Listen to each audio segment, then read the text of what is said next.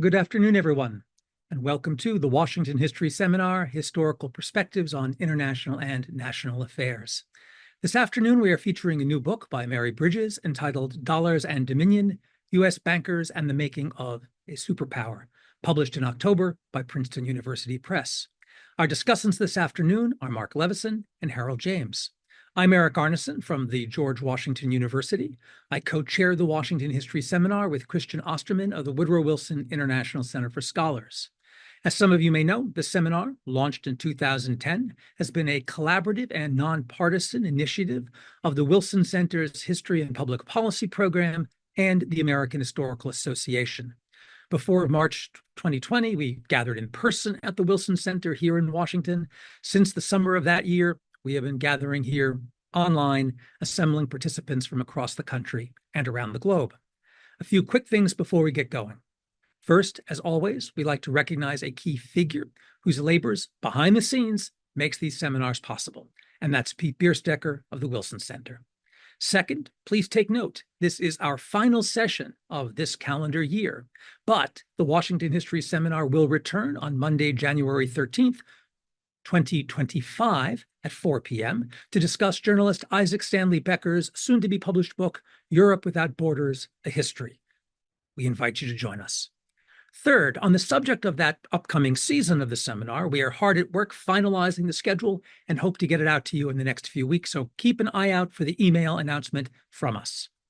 Fourth, on the logistics front, today's session is being recorded and can soon be found on the Washington History Seminar's YouTube page, where many dozens of past programs are archived. Finally, when we get to the question and answer section of the webinar, we ask those of you with questions to use the raise hand function or the Q&A function on Zoom. You can get in the queue at any point. We'll call on as many folks as we can. And with that, let's get on to business. Our author this afternoon is Mary Bridges, an Axon Johnson Institute for Statecraft and Diplomacy postdoctoral fellow at the Johns Hopkins School of Advanced International Studies. Prior to joining Hopkins, she was a postdoctoral fellow at Yale University's International Security Studies program. She holds a PhD from Vanderbilt University, an MA from Yale in International Relations, and a BA from Harvard. And prior to the academic life, she worked as a journalist. Mary is an historian of 20th century United States who specializes in the linkages between U.S. foreign relations and business history. Her first book, Dollars and Dominion, U.S. Bankers and the Making of a Superpower, was published by Princeton in October, and it's the subject of today's discussion. Mary, welcome to the Washington History Seminar. And unmute. And I did the unmute thing. Thanks so much. It's a huge honor to be here. This seminar seems to me like academia at its best, and it's a real privilege to have my work taken up this way. So thank you both, Dr. James and Dr. Levinson, for commenting, and for the seminar organizers for having me here. And I should note, I've just begun a new postdoc at Harvard's Belfer Center, so I'm joining now in the capacity as an Ernest May Fellow in Applied History. And thanks everyone for being here in a really busy time of the year.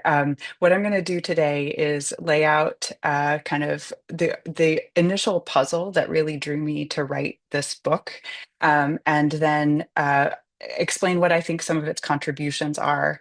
And then I'll take you through what the storyline and a few key moments in the storyline, and then explain what I think its relevance, why it's a timely story for today's world. So the puzzle that my book takes up is a transformation in US global power.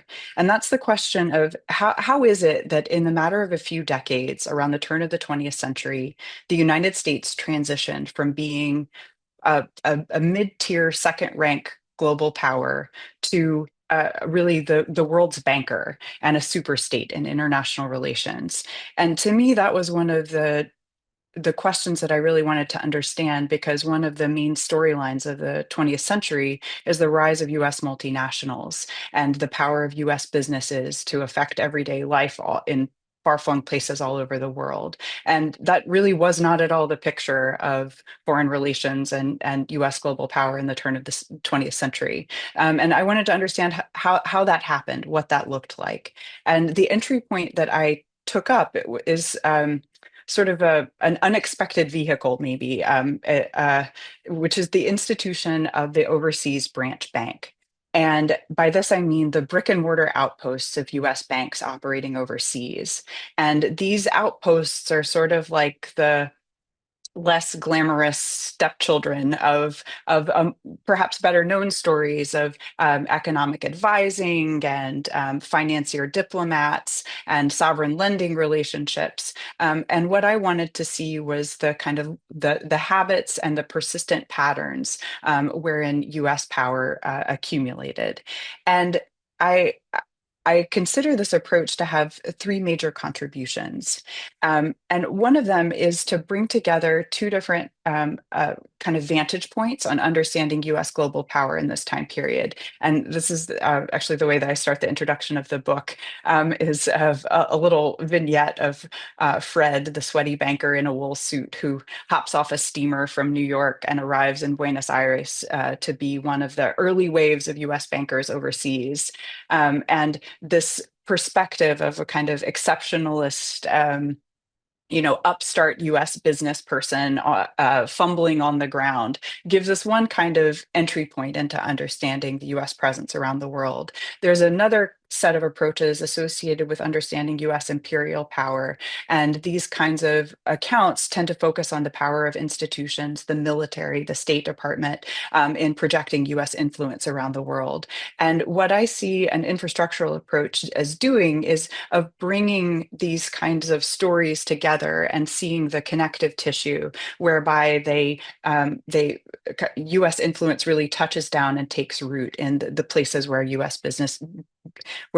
banks operated.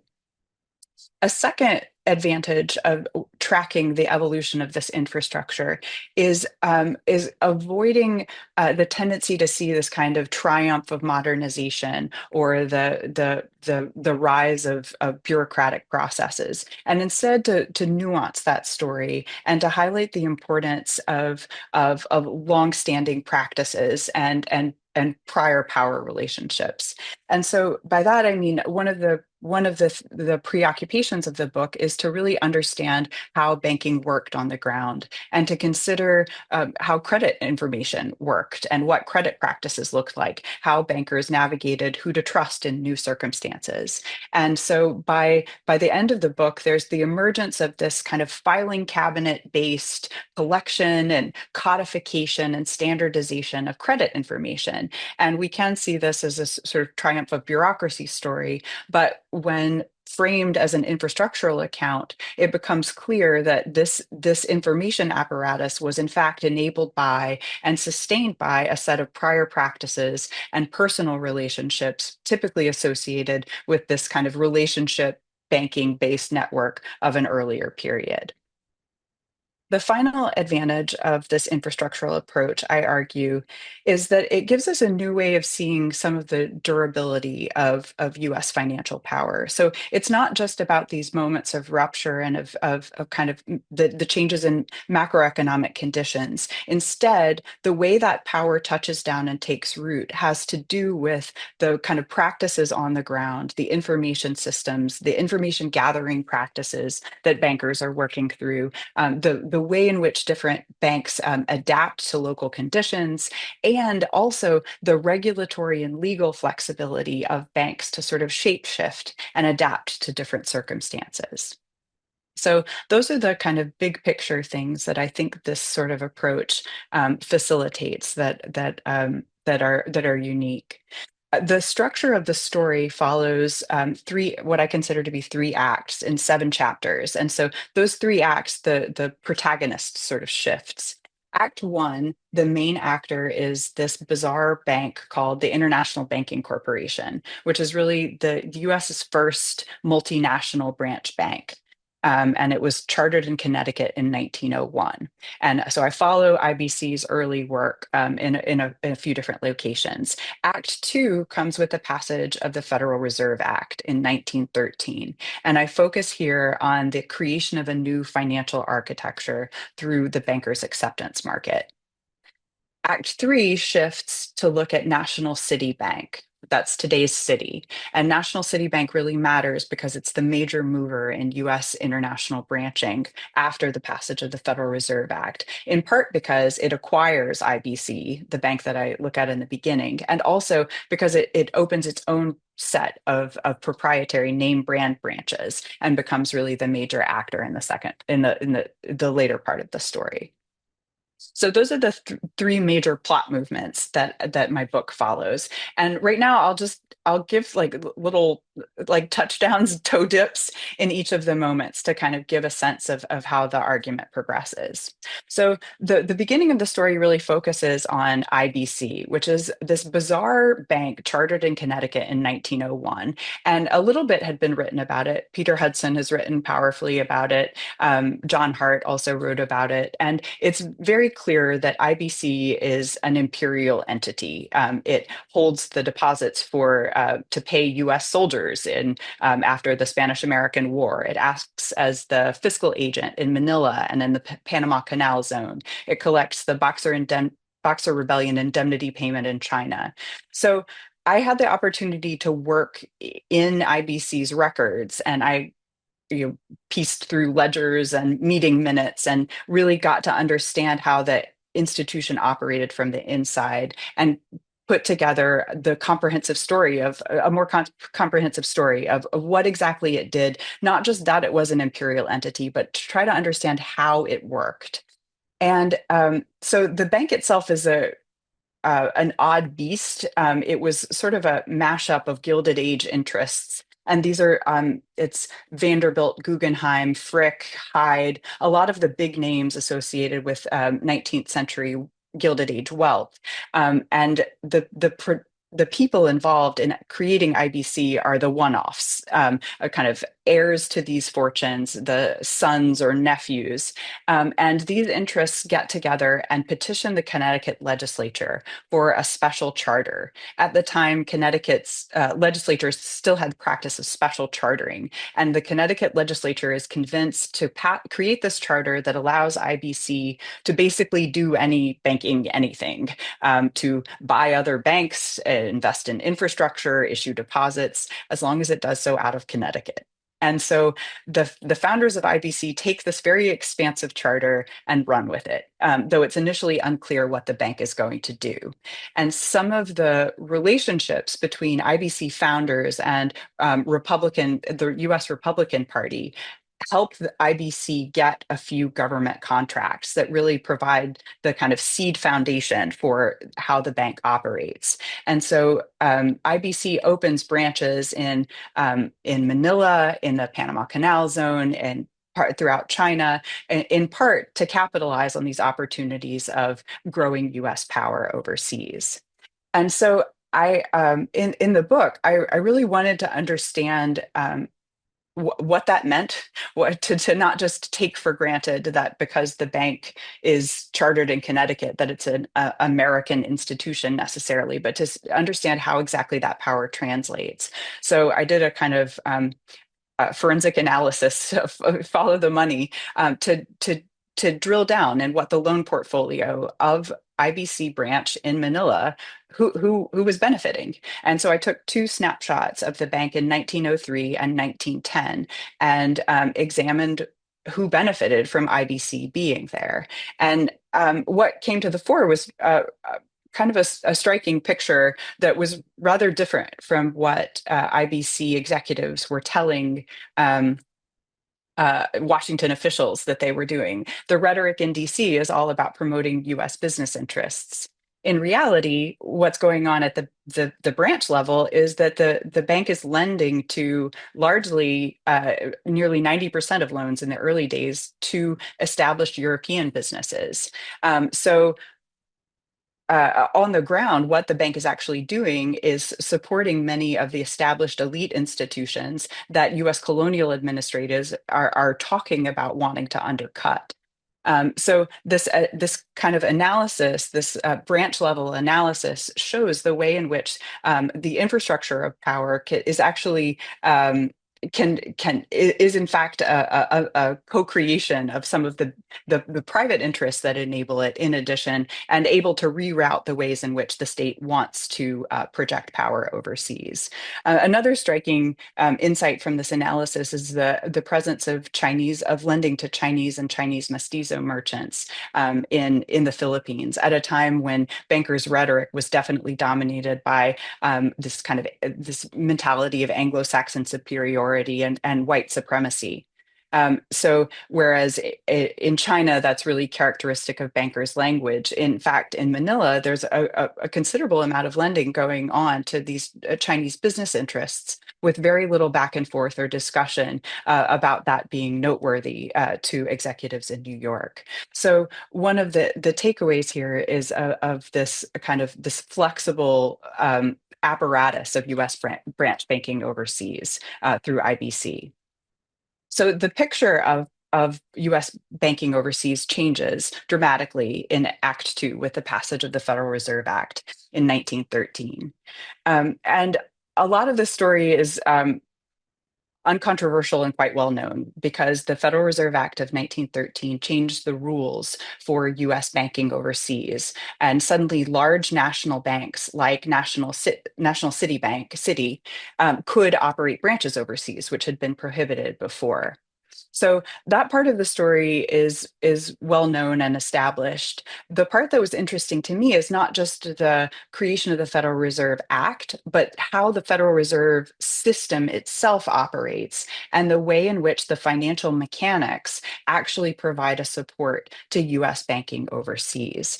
And the key instrument here is the creation of the bankers' acceptance market. And so the bankers acceptance market is this kind of requires this rather large detour in the mechanics of trade of the early 20th century.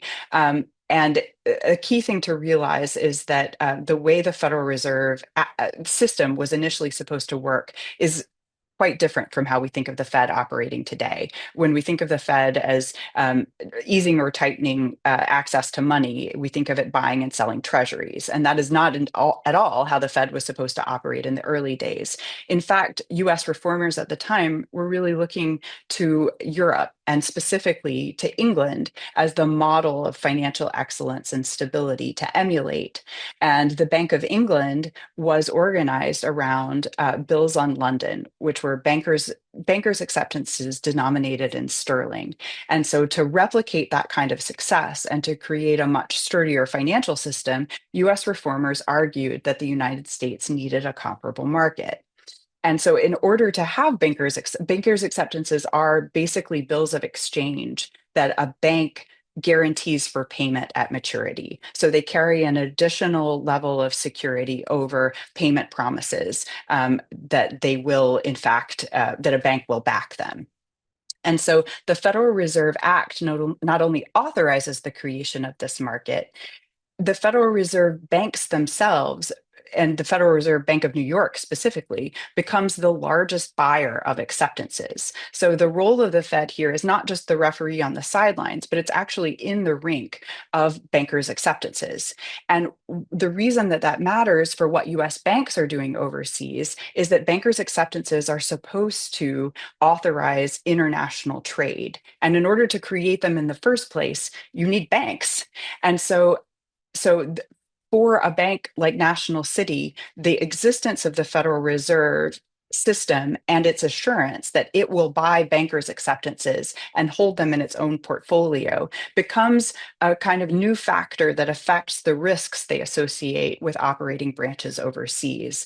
Moreover, it shapes the way they pattern a lot of the early activities, because the early activities are really designed to sort of power this machinery of facilitating trade and promoting access to the dollar. And so a lot of the early business associated with how the branches are going to operate overseas is about gathering credit information and creating a new kind of a new set of business connections and opportunities for US businesses.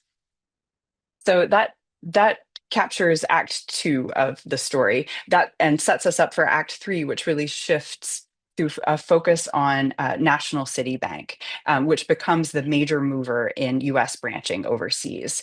National City Bank acquires IBC after the passage of the Federal Reserve Act, and it also operates its own network it opens its own network of branches overseas and constitutes roughly, I think it's about 80% of US branches in the 19 teens and 1920s.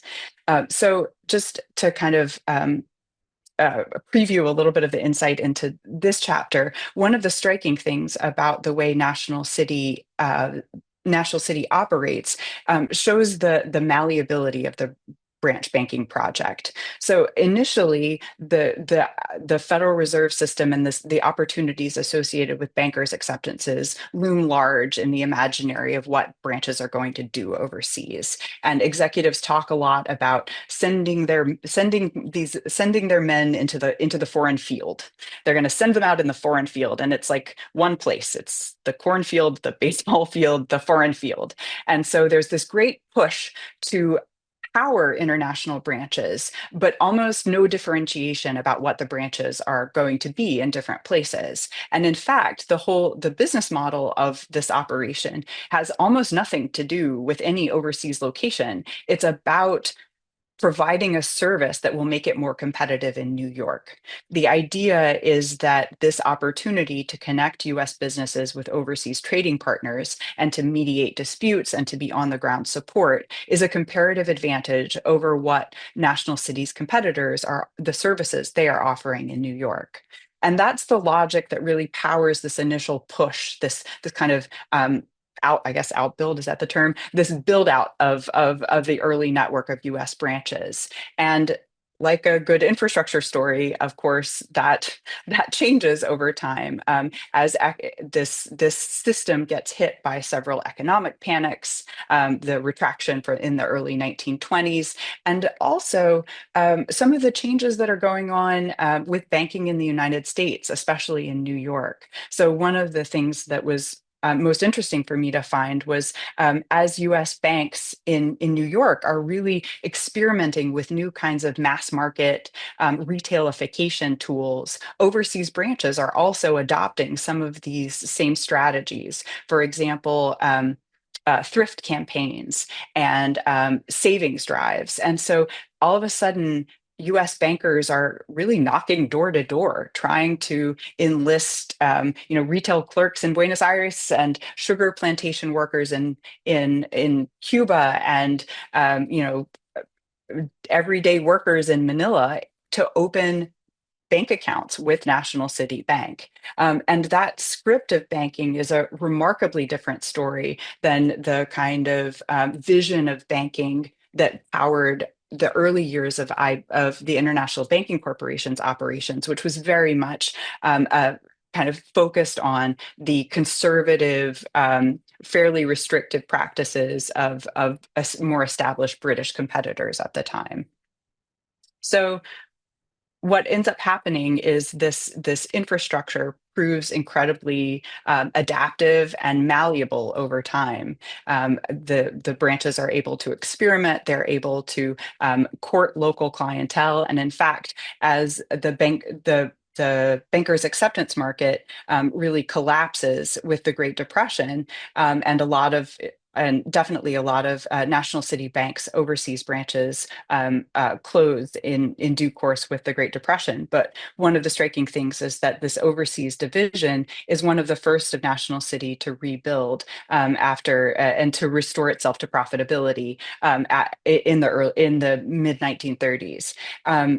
And that is in part because bankers were very opportunistic and nimble about the ways of adapting to local business opportunities. So a National City banker in China is writing a memo to New York about the need to court Chinese businesses and to really appeal to the interests of local Chinese, whereas in the past that was not at all what the kinds of activities that bankers were doing on the ground. So this this framework of U.S. branch banking overseas allows for that kind of flexibility. For example, promoting Japanese managers in Japanese branches. It becomes a strategy. Banks realize that they become more profitable and more better liked in local communities when they promote Japanese managers, which had not been the practice of banks at all before that period. So overall, what I this storyline tells us is the evolution and the durability of an infrastructure of U.S. financial power, and it starts in this with really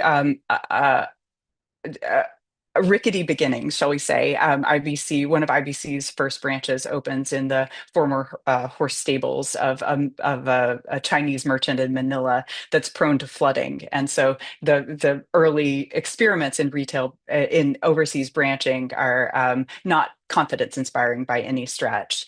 As the Federal Reserve Act changes the way in which these banks operate and provides new kind of institutionalized support for the activities of banks overseas, what ends up happening is these information patterns and relationships and offices become increasingly robust and flexible. And so the US power becomes mediated through these different channels enabled by the Federal Reserve System that help allow this branch network to become even more durable and malleable. So I think this story is a timely one right now. It's hard to see a news scroll through the outlets of a major news institution without encountering a story about de-dollarization or about infrastructure building and competition with China. And I think this early moment of creating a network and a sturdy apparatus of U.S. infrastructural power helps us see some of what's at stake and a broader context for these debates. And I think one of the real enduring lessons of the story is that the design of the system definitely matters, but it's also it's amenable to change and amenable to capture and amenable to repositioning different interests as this implementation unfolds over time, which is definitely the story we see of the evolution of U.S. banking overseas. Thank you. Mary, thank you very much. Our first discussant this afternoon is Mark Levinson, an independent historian and economist in Washington, D.C. Among other career stops, he was formerly finance and economics editor of The Economist and an economist at a leading investment bank. He also researched the history of international cooperation and financial regulation as a senior fellow for international business at the Council on Foreign Relations. Some of that research was included in a book, An Extraordinary Time, The End of the Post-War Boom and the Return of the Ordinary Economy, which he discussed at the Washington History Seminar in person at the Wilson Center in 2016. He's also the author of Outside the Box, How Globalization Changed from Moving Stuff to Spreading Ideas, another book that he discussed at the Washington History Seminar, that one online. He's also the author of many other books and articles in such venues as the Harvard Business Review, the New York Times, Foreign Affairs, and the Wall Street Journal. Mark, welcome back to the seminar. Thank you very much, Eric. And it's a pleasure to be here and to discuss Mary's very, very interesting book. This book offers a great deal to chew on. It's hard to make bankers' acceptances interesting, and Mary manages it, so I give her a great deal of credit for that. I want to highlight just a few things here in my comments. One is that Mary's research shows that U.S. banks had an important presence in what we would now call emerging markets well before World War I. So I think for those who are into periodization, we need to revise our understanding of the timing of U.S. international economic power a bit. Another of her contributions is to remind us that smart money can do dumb things. She describes the International Banking Company as, quote, a side hustle by Gilded Age tycoons to dabble in international finance. And it is indeed fascinating to read how wealthy and influential Americans jumped at the opportunity to invest without losing sleep over details such as what the new bank's business strategy was going to be. You heard Mary just now describe the bank as bizarre, and her book confirms that. One can only imagine what the venerable British banks that dominated international finance in the early 20th century thought of this rather jerry-rigged enterprise.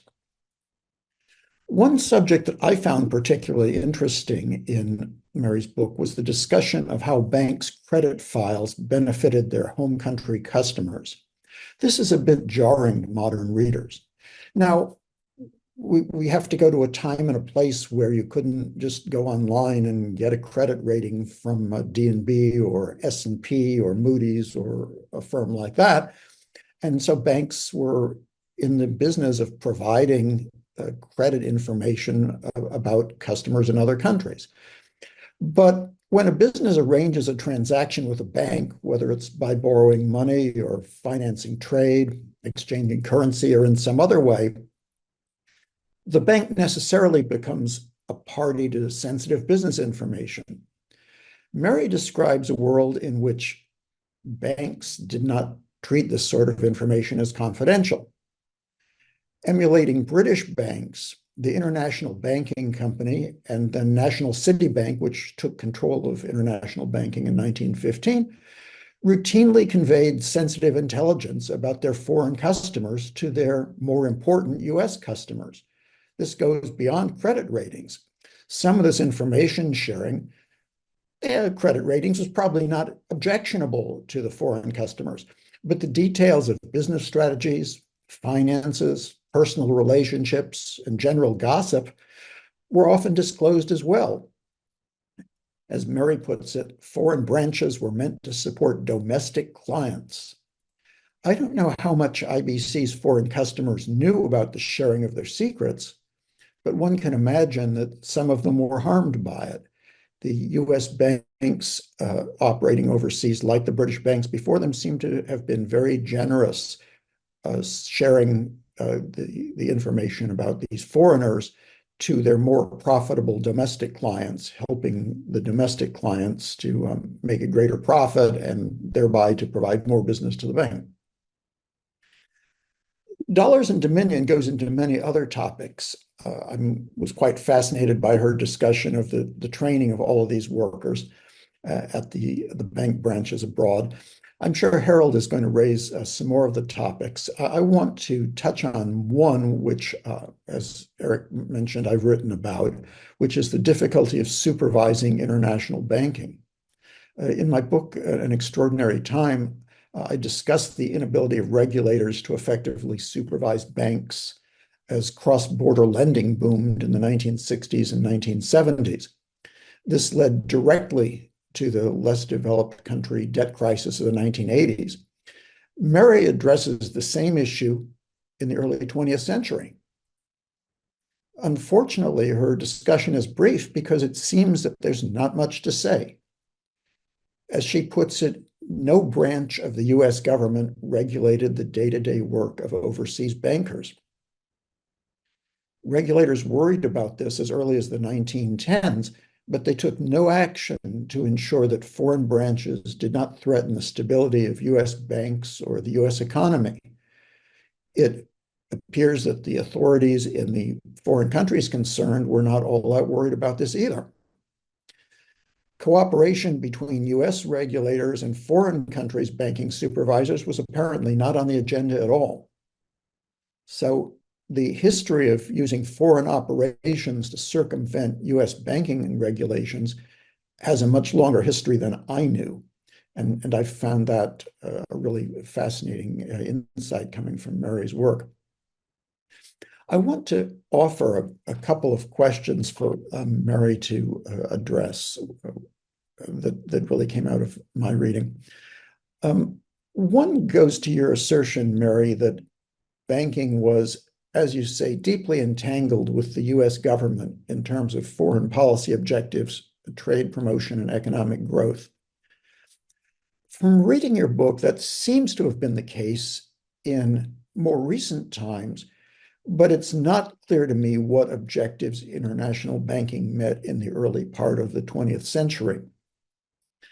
Uh, you portray International Banking Company, at least in the days before National City Bank took it over, as somewhat of a Keystone Cops operation, whose main contribution to U.S. policy was handling payments for the colonial administration in the Philippines.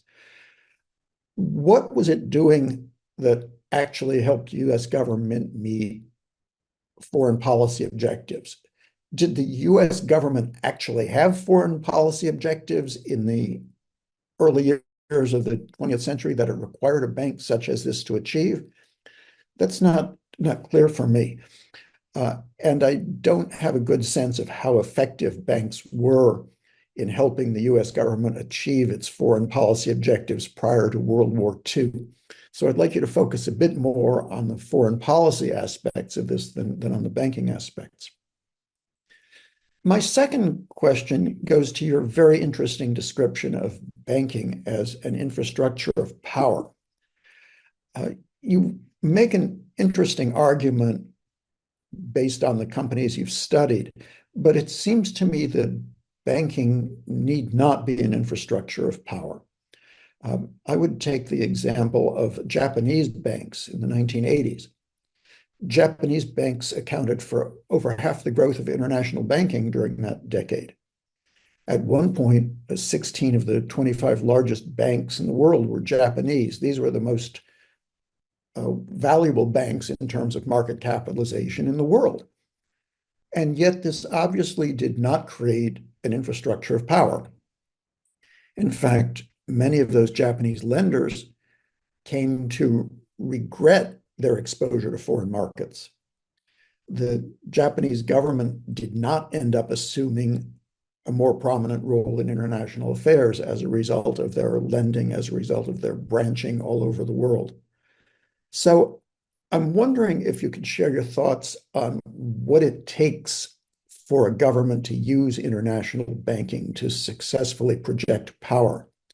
I suspect this involves something more than just opening the branch, that there has to be, whether it's coordination between the government and the banks, or the government reshaping its foreign policy to take advantage of the fact that the banks are there, or some other action, because it seems to me, based on the Japanese example, that the presence of the financial infrastructure alone doesn't really make for a foreign policy. So I'll stop there. But again, thank you for a very interesting and insightful volume. Thank you, Mark. Mary, some thoughts, response? I'm so honored. Thanks so much, Mark, for those comments. It's really, really thought-provoking and insightful. So let's see. I think I just wanted to comment on some of your remarks about the national politics of information sharing. I really enjoyed, or I found it pretty striking. One of the things that Citibank is very frustrated about is the lack of information that British counterparts will share.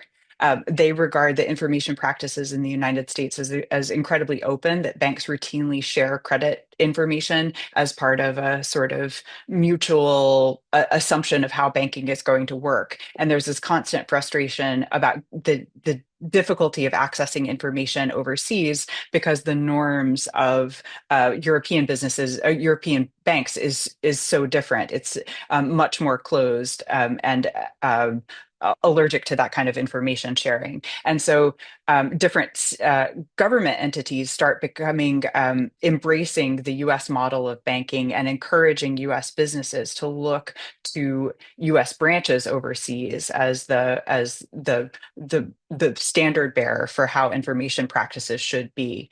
So there's this sort of shift in some of the norms of information sharing, and a kind of tendency to focus on the government ends up promoting U.S. banks overseas as emblematic of a different pattern of information sharing, and resentful of the trade secrets that U.S. businesses are losing as if they participate and rely on British financing, for example. So your point also about the supervision of overseas banking was a point that I kept looking to try to expand on and to do more information collection on, and really found it very elusive. There was one remark. I think it was from an official at the Fed who commented that he had been assigned oversight of branches, but had to abandon the practice because it would have taken months of staff time, and he doubted the ability to perform a satisfactory job, even if he did so. So it was really difficult to find a there of why there isn't more supervision, because there wasn't more supervision. Was the way that I came away from it understanding. So then, to get a little bit more to your question about how effective were banks for as a sort of tool of policy, what are the foreign policy upsides of U.S. branches overseas? Is that the gist of the question? So in the IBC period, there seems to be this recurring belief, this confidence that the United States needed banks, US banks in the Philippines, to really dig in and lend support for US businesses. And so the Bureau of Insular Affairs talks about doing tours in kind of courting investors in New York to really bulk up the level of US investment and the presence of US businesses overseas. And it seems to me that there's this almost like reflexive tendency to think of the presence of those businesses as promoting policy objectives. What the bank's operations reveal is that it as an institution is not amenable to changing directives just based on what DC says it needs to be doing. So the Philippines is the example I go into a good bit in the book. And so with the election of Wilson, the colonial administration in Manila changes course and talks about beginning to promote Philippine self-rule and greater sovereignty. This infuriates the business community of U.S. citizens in Manila who want a much stronger imperial presence. What IBC ends up doing is lending to those people. And so it really shores up a pro-imperial vision of U.S. foreign policy that directly conflicts what Washington is saying at the time. So to me, the focus on infrastructure is a way of understanding the mismatch in what the policy dictates and what the power actually becomes on the ground.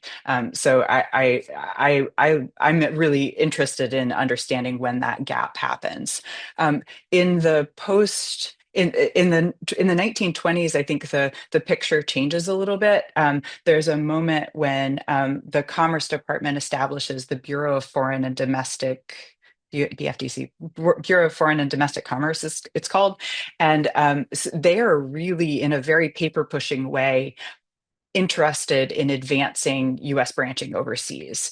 And they regard promoting use of the dollar and dollar acceptances as part of the strategy of promoting foreign policy. That's what it looks like to promote US interests. So the BFDC organizes this questionnaire and sends it out to all US consuls and asks every US consul in the world to rate the environment for what would be the appetite for a US branch there. Do you need banks? How appealing is the dollar? What's the perception of US businesses? What's the appetite? And so they try to matchmake places where the consuls think there is opportunity and it is not yet being met by existing banking facilities. So there's a very strong belief that those are coupled in the 1920s. But then again, the question as to how effective they are on the ground in making that vision come to life is a much different question. The second question about whether banking is really an infrastructure of power, and the example of the Japanese banks is really thought-provoking, and I think pushes up on the limits of the infrastructural power as a conceit, as an approach. And I really appreciate that question. I think one of the I think one of the things about it is that this network needs to be coupled with state support. And so the lack of something like the Fed's investment in the banker's acceptance model in your counterexample of Japan, I don't know the specifics of Japanese banking well enough, but my understanding is that there was no correlate state investment and kind of interest in promoting Japanese banks overseas in the same way that there was with the Federal Reserve System, and promoting the market for bankers' acceptances and the dollar. And so I think the existence of the infrastructure needs to be coupled with that very strong, with favorable macroeconomic conditions, obviously, and also state support. And I think if I could just riff on that a little bit more too, I after I wrote the book, I got worried that I was using infrastructure too much, and so I wrote I worked on this essay about an infrastructural approach to history for modern American history, and one of the things I think that this mode of analysis is really good at is understanding continuity. It's maybe not as good as at understanding rupture. And so things like why it's very good at the how of power, but maybe not as good at the why in the first place. So I think it takes additional layers of explanation of kind of the macroeconomic conditions and what the state is doing to explain the how of where the power drills down via infrastructure, if that answers it. So, thanks. Thanks so much. Before I introduce our next discussant, let me remind you that you can get in the queue at any point. There are two ways to pose questions. The first is to use the raise hand function, in which case I call on you, you unmute, and you get to pose the question with your own voice. The alternative is the Q&A function in Zoom, in which you write out the question, and then you're stuck with my voice because I get to read the question. Either is fine. You can get in the queue at any point. We have a few people already there. More are welcome. Our second discussant this afternoon is Harold James, the Klaus and Laure Kelly Professor in European Studies and Professor of History and International Affairs at Princeton University, and an associate at the Bentheim Center for Finance. His books include The German Slump, Politics and Economics, 1924-1936, published by Oxford in 1986, A German Identity, 1770 to 1990, Rutledge, 1989, International Monetary Cooperation Since Bretton Woods, Oxford, 1996, and The End of Globalization, Lessons from the Great Depression, Oxford, 2001. There's also The Creation and Destruction of Value, The Globalization Cycle, Harvard, 2009, Making the European Monetary Union, Harvard, 2012, and The War of Words, A Glossary of Globalization, Yale, 2021. And I'm leaving out a number of books for the purpose of brevity. He's also the official historian of the International Monetary Fund. Harold, welcome to the seminar. Well, thank you very much, Eric. It's a great pleasure to be with you and with Mark to discuss this really wonderful book by Mary Bridges. It's a very, very illuminating book, and I really got an enormous amount out of it, in part because it really upends the traditional story, and instead of looking at things right from the top and from the top down, it gives us a view of what banking was like in the grassroots and in the localities, and how it's about local contacts and building up credit, and the picture that it gives is astonishingly convincing. I mean, I think it is, and that's already come out in Mary's presentation, and it's come out in Mark's comment. It's a contribution to a very, very famous and old discussion about how the financial universe moves. How it moves from the British-centered world of the 19th century to the American-centered world of the late 20th century and the 21st century. And then the question that Mary threw up at the end, will it move to a different kind of centered world or a decentered world in the future?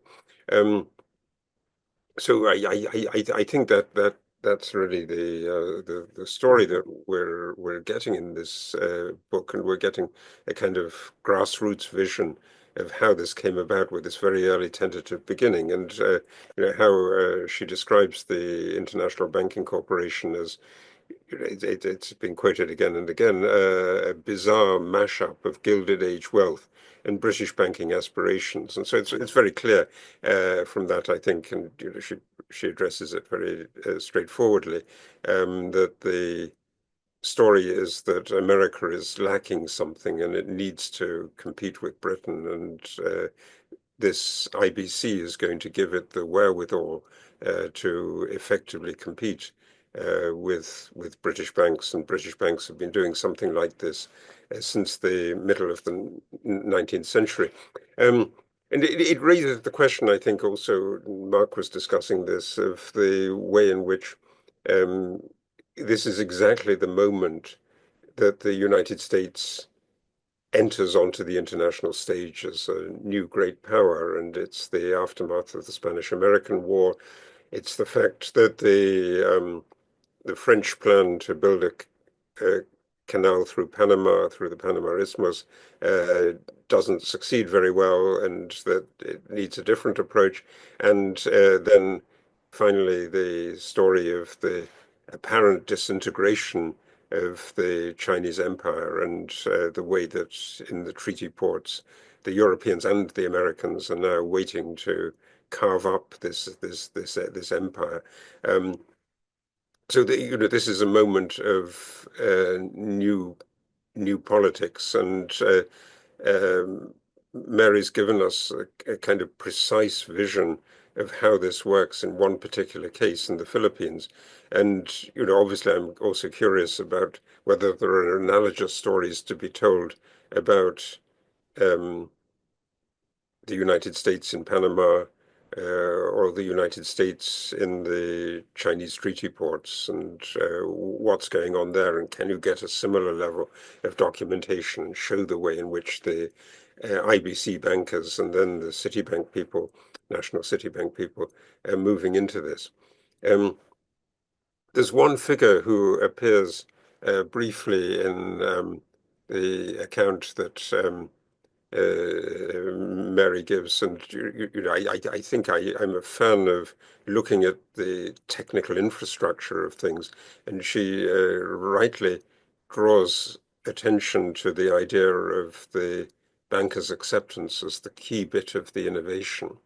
So the banker's acceptance is indeed a development out of the Bill of Exchange that was the standard from the later Middle Ages for financing trade, but it represents a kind of commodification of the Bill of Exchange through the guarantee of a bank in the form of an additional signature. And the person who appears briefly in Mary's account is an extraordinary man, Paul Warburg. And Warburg was a kind of fringe figure, really, in the New York banking world. So he isn't a big name. But at the beginning of 1907, he wrote an article in the New York Times. And in that article, he lambasted the backwardness of the American banking system. So he says, the United States is, in fact, at about the same point that had been reached by Europe at the time of the Medici, and by Asia in all likelihood at the time of Hammurabi. Our immense national resources have enabled us to live and prosper in spite of our present system, but so long as it's not reformed, it will prevent us from ever becoming the financial center of the world. And so, in that article, Warburg is laying out that claim very dramatically, but he's also calling attention to the kind of really appallingly fragile character of the American financial system. And so it looks as if he's a prophet when there's a big stock market collapse and a big financial panic in October 1907. So he's the person who effectively warned that October 1907 was going to take place. And it's the reaction to October 1907 that creates the impetus then the Nelson-Aldrich Act and the discussion in the National Monetary Commission about creating a European-style central bank and something modeled on the Bank of England, and then the modification after Wilson is elected and there's a democratic Congress, a modification of the system to make it less like a traditional European central bank. But the key thing that Warburg always pushed was this idea of the acceptance and the importance of getting the acceptance in the New York market. And the acceptance is indeed exactly about information, and it's exactly about that kind of leakage of information that Mark was thinking about as the key to bankers' power. Because it's really very, very striking. I've been fascinated by the whole of the Warburg family for a long, long time. So Warburg's brother, older brother, was the most central banker in Imperial Germany. He was the personal banker of the Kaiser. He regularly sailed with the Kaiser on the imperial yacht in the North Sea. And for Max Warburg, the older brother, getting an acceptance in Germany was also a bit of promoting German financial power and getting a rival to the British system. And above all, what Max Warburg pushed much more than Paul did was the idea that the acceptance was linked to information, and that information could be linked to national security. And so in the early 20th century, and there's a magnificent book by Nicholas Lambert that sets this out, in the early 20th century, the British Navy, the Navy intelligence started to use bankers' acceptances as a way of working out where trade was flowing, and as a way then of working out a mechanism by which it could impose an embargo in the case of a conflict. And in 1914, some of those plans begin to be realized with the outbreak of the European War. So it really is very, very directly about national power, I think, the discussion of the acceptances. So, that's one thought that I had about this interesting discussion about what the linkage is between this banking infrastructure and national power. I had a question as well about the story in the interwar period and what National City Bank is doing. And this is a period in which there's a whole slew of activity by American investment banks, and so some of it involves on the ground banking, and it's probably helpful if you have branches on the ground. Some of it doesn't. But I wondered whether you saw much discussion about the securities business that the new international banks did, and in particular this issue that becomes really controversial in the Great Depression and is the subject then of the Pecora hearings, that the big American banks have abused their position by getting their customers, their retail customers in the US, to buy the securities that they're issuing for foreign corporations, for different levels of foreign government, for local governments, but also for sovereign governments across the world. And that when this collapses, there's an enormous outbreak of revulsion because the bankers themselves aren't really exposed to that debt anymore, but they've offloaded it on their retail customers. And so there's a general estimate of something like 600,000 Americans who bought these securities in the course of the 1920s. So I had a question about the security business. And finally, I thought, maybe on this discussion, is this always linked to power that Mark interestingly brought up? I mean, I think there is a suspicion that it always is linked to power. And when those Japanese banks were expanding in the 1980s, they also became the subject of a kind of intense discussion about whether this wasn't the sign that Japan was going to take over the world. I mean, now, since the 1990s, we know that that's not the case, and the Japanese bubble collapsed in the early 1990s. But at the end of the 1980s, there were many books about the coming war with Japan. There was a book by George Friedman, a political scientist, George Friedman, about exactly this, the confrontation with Japan. And so it seems to me that exactly this kind of question is relevant today when we think about the expansion of Chinese lending and the big presence of Chinese financial institutions across the world. So it's a thought-provoking book, and I think you touch on exactly the right issues. My main question is, can you write a similar chapter on your bankers in China to the one that you offered about the Philippines? I think that would be absolutely fascinating. Thanks.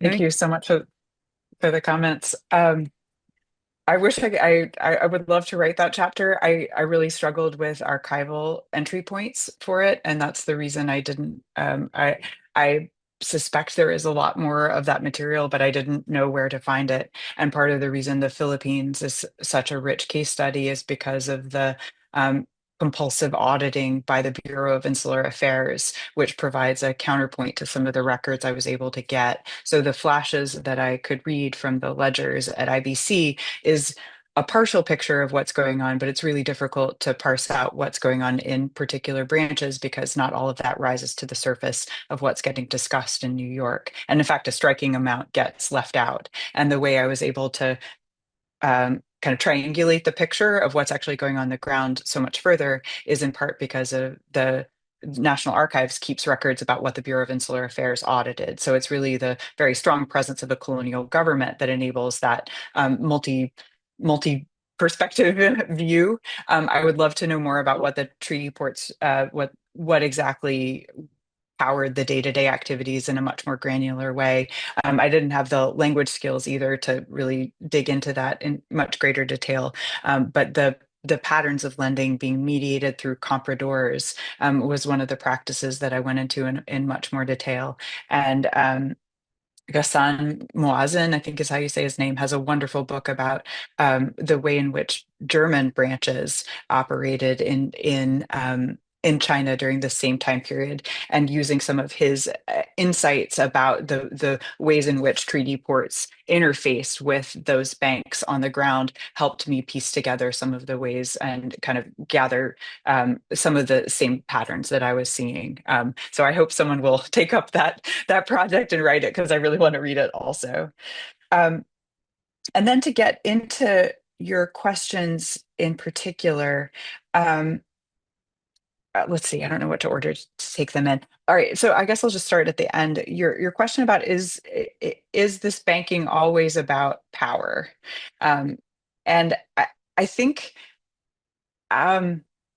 I think we can go even further that it is about power, and focusing on banking can take us beyond questions of just the national level and get to patterns of providing power to particular groups of elites and the tendency of banking relationships to skew in particular directions. So the way in which IBC hired British managers systematically, that was actually a stated business practice, was to hire people as managers who had experience with British banks.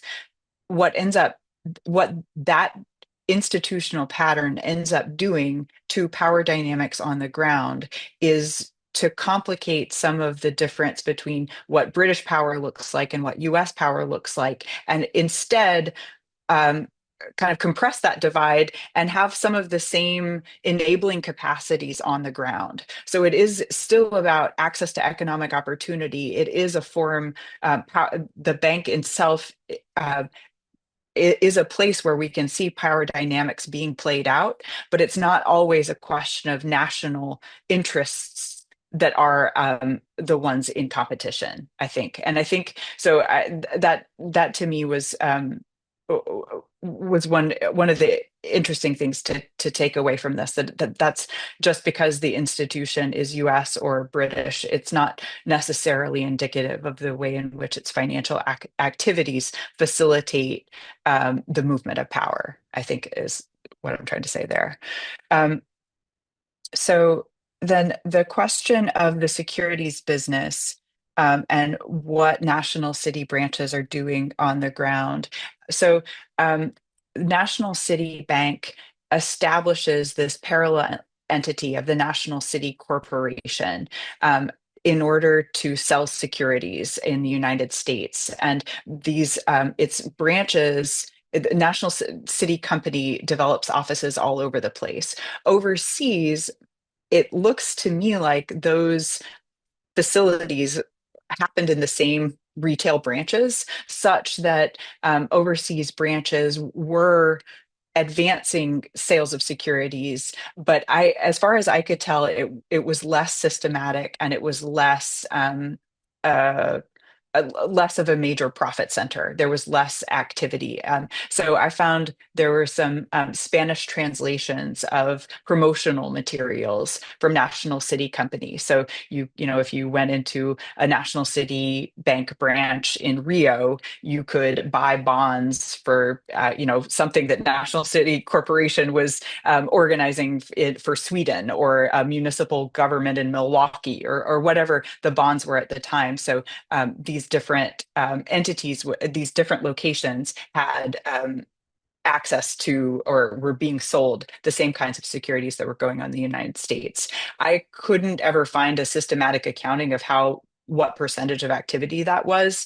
So what I have is mostly anecdotal evidence of the presence of that, and the fact that, that the customers in Chile, for example, were more interested in buying National City's Chilean bonds than Argentine clients in Buenos Aires were for buying Argentine bonds. But I didn't have a really good way to ground that with larger numbers and a kind of sense of the overall dynamics. So most of what I had felt a little bit piecemeal.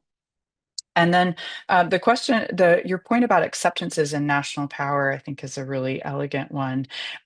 One of the things that I noticed in studying the acceptance market is this in the 1920s. It seems like the market is poorly suited to the dynamics of US businesses. So what the acceptance market seems to promise and what it ends up doing seem like rather different things. So initially, as the acceptance market is created, it looks like this flexible instrument to power the creation of real transactions, of the real productive kinds of transactions that the United States financial markets should be elastic in order to facilitate.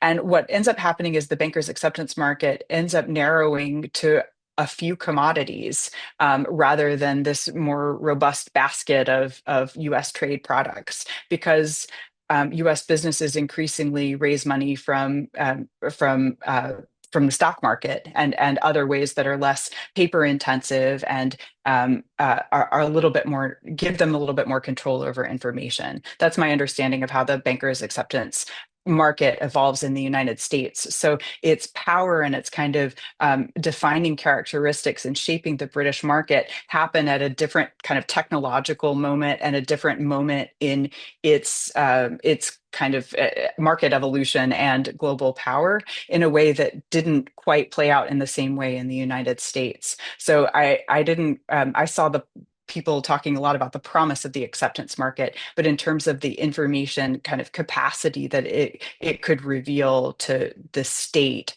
it seemed a little bit less robust than the way contemporaries saw the British market. Thank you very much. We are now going to open this up to members of the audience. Chanson Woodruff has been waiting patiently. If you could unmute and pose your question, and John Martin and Stephen Shore, if you could just be on standby, we'll get you next. Chanson. Hey, so I got a few questions. I got three that two of them overlap with each other. They're relevant. And then one of them is about the Spanish-American War. It was talking about the International Bank Corporation. My question is, what role did the IBC play in the Boxer Rebellion? And then kind of a follow-up question with that, did it have anything to do with like the open door policy? And then you mentioned like with IBC and the Spanish-American War, you said that they had but if my memory serves correctly, they paid um like veterans like an amount of money. Did they do anything besides that? So if you could answer all three of those or one particular, that'd be great. Thanks for the question. So the Spanish American War is an interesting question. IBC is one of four banks that the US colonial administration deputizes to hold US deposits. And part of the reason that the US officials are interested in working with IBC is so, British banks had long held the funds of US officials in different places in a way that seemed unproblematic. But paying US soldiers in the Philippines was controversy inducing because some of the soldiers accused British institutions of basically cheating them on the exchange rate. And so the soldiers are trying to cash in their paychecks basically and getting what they consider to be a bad exchange via British banks. And they regard this as incredibly insulting. And so that's part of the call and the interest in diversifying and holding some of the funds in IBC. In terms of how the lending actually plays out over time and what IBC's patterns are, that's only one of many activities, and some of the activities that it engages in other than that are some of the lending projects that I described. It becomes co-investor in a railways project, in the construction of a hotel in Manila. So there are different ways that its activities become sort of part of the fabric of commercial activity in Manila after the Spanish American War. And yeah, so the IBC, in terms of its activities in China, IBC doesn't start opening branches. Its charter passes in 1901, and so some of its activities were a little bit later into in getting involved in China and some of the prospect of financing in China. One of the early investors in IBC were financial interests connected to King Leopold of Belgium. And King Leopold was really interested in promoting railroad investing in China and wanted support through IBC as part of promoting a syndicate to advance railroad construction that never actually ended up happening in China. But part of the interest of powering IBC at the outset is the hope of getting in on some of those larger scale deals beyond just issuing deposits for U.S.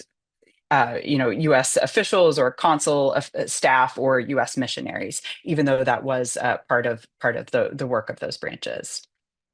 Hope that answers the question. Thank you. Stephen Shore, you're up next. Okay, I have two brief questions. The first is, you mentioned National City, but weren't some of its competitors no less involved in international banking? For example, J.P. Morgan, what was then, I believe, called Chase National Bank, and after 1906, Giannini's Bank of America, which ran ads well into the 1970s, Our Man on the Spot, showing a figure of the banker in different shores.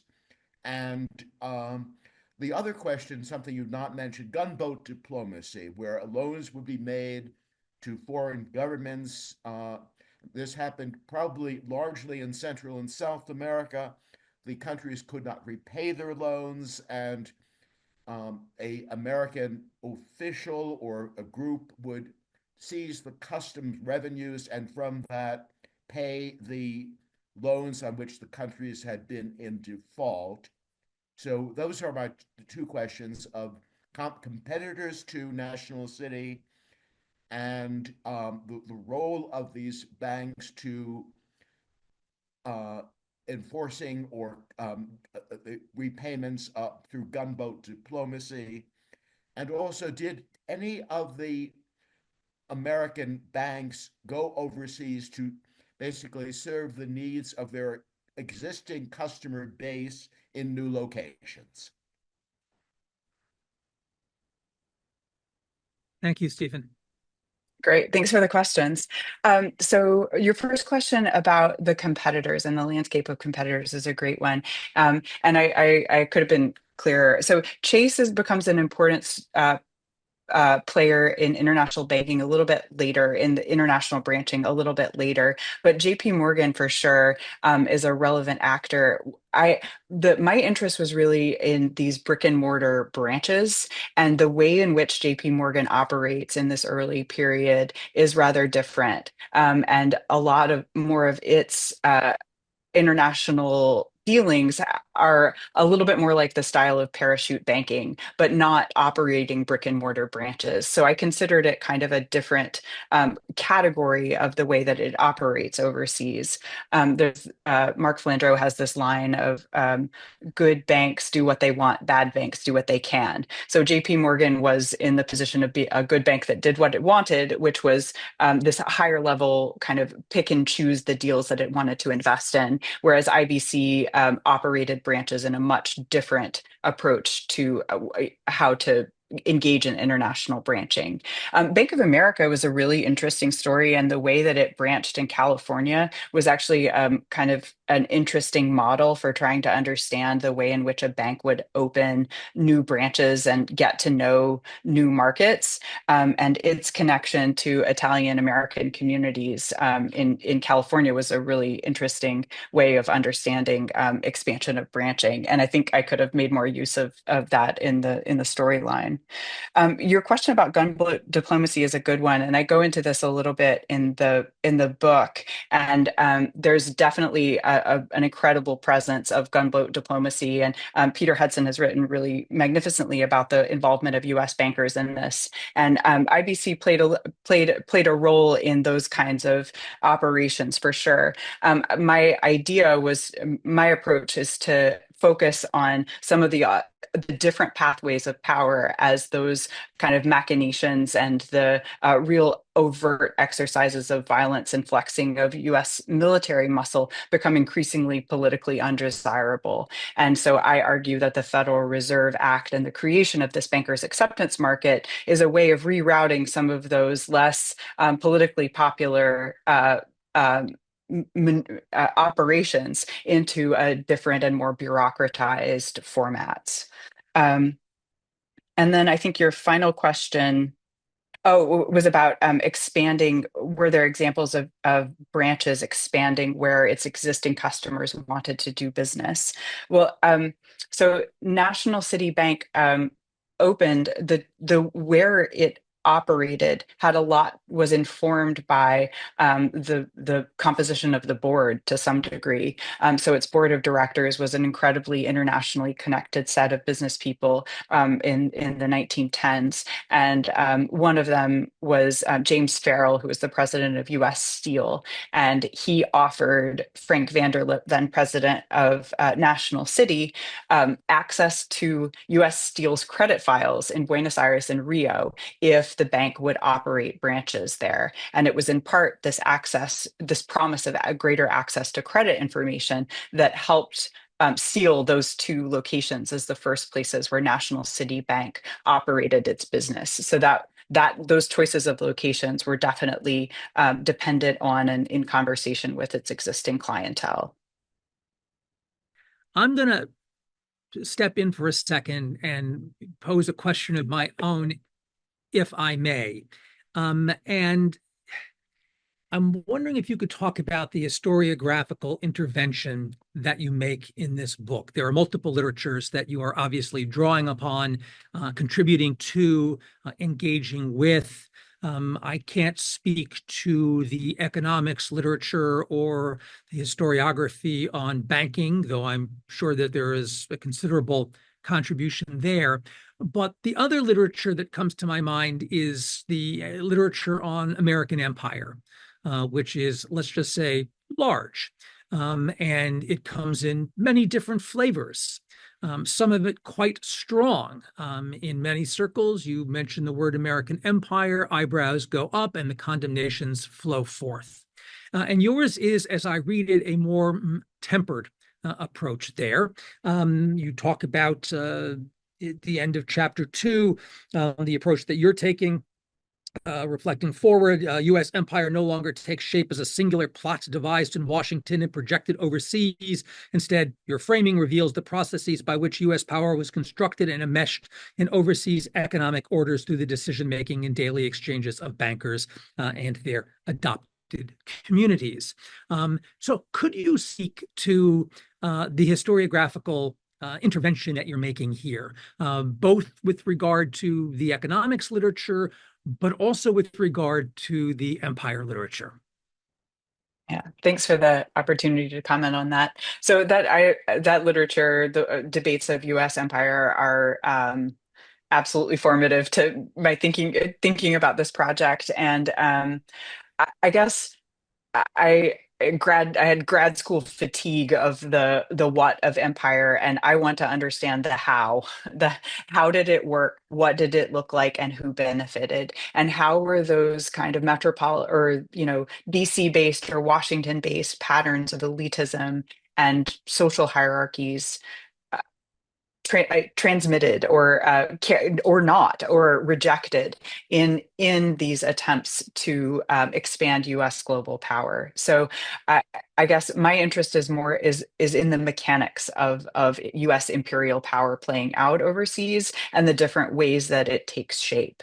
I love Emily Rosenberg's work on chosen instruments and financial missionaries was incredibly inspiring to me in graduate school, and I wanted to build on some of the insights that she really drew out in highlighting the role of companies and corporate power and commercial entities as sort of deputies of the state and able to operate in places where the state can't go in quite the same way. And that literature was enormously thought-provoking to me, and so I wanted to kind of take that momentum or tendency or desire to question and drill down a further level and see what is that. How does that get built? What does it look like, and what are its inner workings? And to me, where I landed was credit information. That's one of that's one of the ways you can really see the mechanics of that power translate into who gets access to economic opportunity and who doesn't. And so that's one of the kind of through lines of the book, is to follow the ways in which these entities aren't just like planting the U.S. flag out front but are actually translating local communities into patterns of lending and not. Who's visible and who's not. So it's taking that desire to understand what's coercive about U.S. power, what's enabling about U.S. power, like what the different dynamics of what U.S. power looks like, and really trying to be much more granular about who benefits and who doesn't from the way in which it takes shape. We have a number of questions in the Q&A that I'm going to try to get to. An anonymous attendee asks a straightforward but solid question. To what extent was the early development of overseas operations by U.S. banks simply a function of the growth of global trade, particularly in industries like manufacturing, agriculture, and oil, with American businesses needing access to financial services abroad to facilitate their operations? I think that's definitely that's absolutely a part of the picture. That doesn't quite tell us how. That we need the charter from Connecticut to get the institutions over there in the first place. We need a set of managers to pattern what those activities are going to look like. So yes, that is part of the push to create this machinery and part of what sustains it as it's operational. But again, what really interests me is that how that gets built, the kind of the practices and the patterns and the blind spots of that apparatus are what connect those push factors into local realities. So perhaps this is a follow-up kind of question that Atiba Pertia asks and wants to know if you could talk a bit more about how or whether the practices of banking that you see emerging on the ground in these peripheral locations end up being brought back to the United States. Thanks for the question, Nativa. So I wanted to write a riff on this, but I didn't ever quite follow it back enough. It's a good question. I would like to think more about. But one of the practices that U.S. bankers really it seemed to me that they kind of worked out is some installment buying practices in Argentina. The former head of Sears Roebuck becomes, or a former manager at Sears Roebuck becomes one of the branch bankers of a competitor bank, the Bank of Boston in Buenos Aires, and develops this connection with US bankers in Buenos Aires, and has a lot of ideas about how to expand installment credit. But I was never quite able to follow that storyline to its end. So I don't know that I really have great examples of the way in which patterns sort of circulate back to the United States. But I'd love to think more about it and come up with a better answer for you for you at some point. Thanks for the question. Thank you. Megan Easley Walsh asks, to what extent do American isolationist tendencies, late 19th or mid 20th century, interplay with banks rising in the international sphere? I think what the story of international banking is a definitely a counterpoint that gives a lot of weight to a isolationist in rhetoric and not so much in practice kind of accounting. And in fact, this as I mentioned, this tendency of U.S. banks overseas to get local was in fact a play to appeal to a range of different isolationist tendencies unfolding in different locations. So like the practice of promoting local staff in Asia branches, for example, was a way to offset some of the resistance and some of the desire to have greater national control and a resistance to U.S. power in particular cases. Likewise, in Latin America, in places where there was strong resistance to U.S. power, in some cases, this is where IBC proves to be useful to National City Bank. Executives in New York start talking about maybe we should brand this bank as an IBC branch rather than a national city because it doesn't look quite as American, basically. So bankers are very sensitive to the political appetites of different clientele and able to adapt the kinds of services they're offering and kind of the scripts of banking they're selling, in part to cater to pro-American or isolationist or anti-American political sentiments, depending on what the opportunities look like in different places. Thank you. I am afraid we are about out of time. And even though we have a number of additional questions in the Q&A, and I've got several of my own, we're going to have to resist. But I do want to express my thanks to Mary, to Mark, and Harold for this conversation. And I want to remind folks who are watching that we reconvene in a month's time on Monday, January 13th at 4 p.m. Eastern Time. And when we return to discuss a new book, it's forthcoming, but it'll just be out, Europe Without Borders, A History by the journalist Isaac Stanley Becker. We hope to see you in the new year. Until then, we hope you have a safe and good holiday season. Take care, everyone. Good night.